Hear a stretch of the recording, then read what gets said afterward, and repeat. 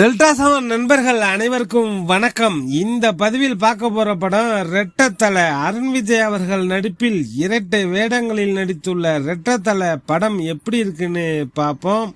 அருண் விஜய் இரட்டை வேடத்தில் நடித்துள்ள ஆக்ஷன் த்ரில்லர் திரைப்படமாக ரெட்டத்தலை தியேட்டரில் வெளியாகி இருக்கு. 2019 ஆண்டு வெளியான தடம் படத்தின் வெற்றியை தொடர்ந்து அருண் விஜய் சமீபத்தில் நடித்த படங்கள் பெரிய அளவில் வெற்றி பெறவில்லை. கடந்த ஆண்டு வெளியான வணங்கான் மற்றும் மிஷன் திரைப்படமும் எதிர்பார்த்த வெற்றியை பெறவில்லை.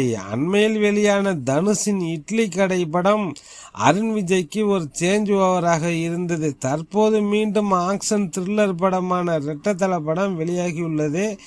ஆசையே தீய எண்ணங்கள் உருவாகுவதற்கு மூல காரணம் என்கிற புத்தரின் வாக்கியம் ரெட்டத்தலை படத்தின் மைய கதை.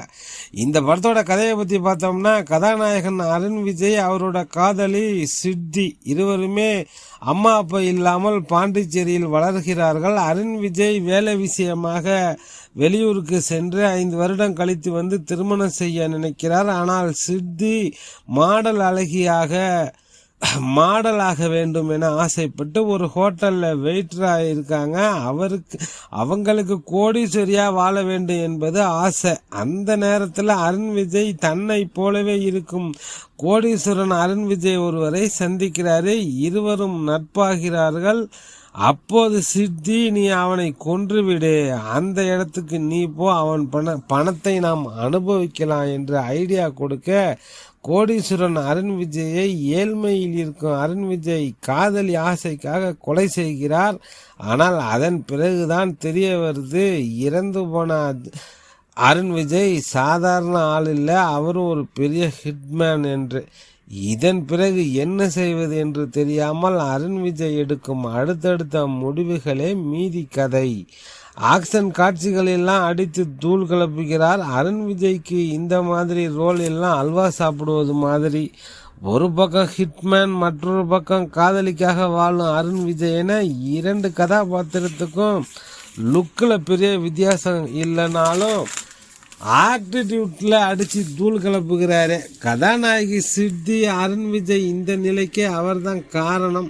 அவர் கொடுக்கும் ஐடியாவால் தான் அருண் விஜய் இந்த நிலைக்கு வருகிறார். காசுக்காக அருண் விஜயை எந்த நிலைக்கெல்லாம் தள்ளுகிறார், அதற்கு காதல் என்ற ஆயுதம் எப்படியெல்லாம் பயன்படுத்துகிறார் என்கிற நல்ல கதாபாத்திரம் என்றாலும் என்னவோ அவரை இந்த அளவுக்கு வில்லித்தனமான கேரக்டர் செட் ஆகவில்லை.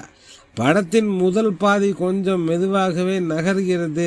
2 அருண் விஜய்களும் இருவரும் சந்தித்து கொண்ட பிறகு கொஞ்சம் சூடு பிடிக்குது கதையில்.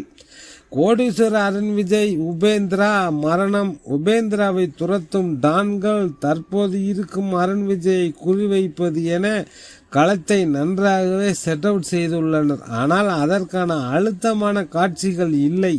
வெறும் சண்டை காட்சிகளை நம்பியைத்தான் திரைக்கதையை நகர்த்தியுள்ளனர். பெரிய பெரிய ட்விஸ்ட் ஓப்பன் ஆனாலும் காட்சிகள் அழுத்தம் இல்லாமல் இருப்பது படத்தின் பலவீனமாக உள்ளது. ஆனாலும் கடைசி 30 நிமிடம் ரசிக்க வைக்கின்றனர். பரபரப்பாக போகுது.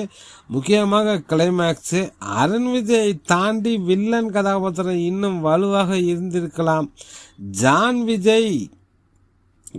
விஜய் கதாபாத்திரம் வழக்கம் போல இரிட்டேட் செய்யும் கேரக்டரில் நல்லாவே செய்திருக்காரு.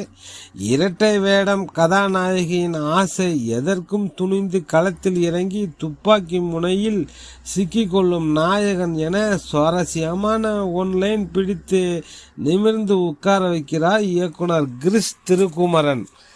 அருண் விஜயின் ஸ்டைலான உடல் மொழி, காதலியின் பணத்தாசையை நினைத்து உடைந்து போகும் இடம், வில்லன் முகம் காட்டும் இடம் என இரட்டை வேடங்களிலும் ஸ்கோர் செய்திருக்கிறார் அருண் விஜய். ஆனாலும் அதீத நடிப்பை கொஞ்சம் குறைத்திருக்கலாம். கொஞ்சம் ஓவர் டோஸ் ஆன மாதிரி தான் இருக்கு.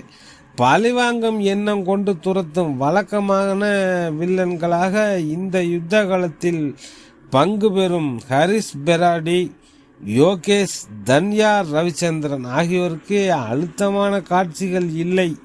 கதாநாயகிக்கு ஏன் பணத்தின் மீது இத்தனை ஆசை, உபேந்திரா எத்தகையவர் என்பதற்கு முழுமையான விளக்கம் தரும் பிளாஷ்பேக் இல்லாதது கதைக்கு ஏமாற்றம்தான்.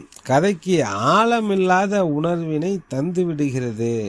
ஓவராலாக நல்ல ஐடியா தான் இவங்க எடுத்துக்கொண்ட கதைக்களம்.